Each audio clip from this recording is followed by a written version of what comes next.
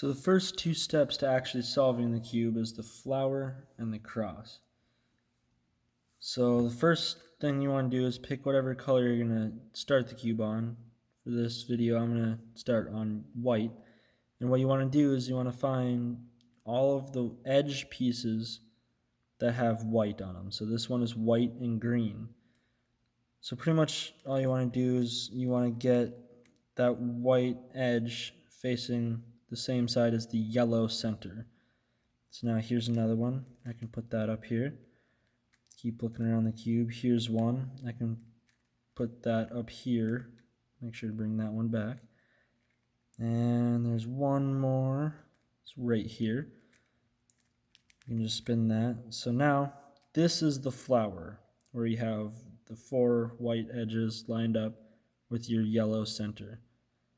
Now all you want to do is look at the other color on the edge. So this is white and green. You want to take that green and you want to line it up with the green center. And then just spin the face until that's on the bottom. And that'll line it up with your white center. So now find the next one. This one's blue. So I can move it here to the blue center and spin it. So now it lines up with your white center.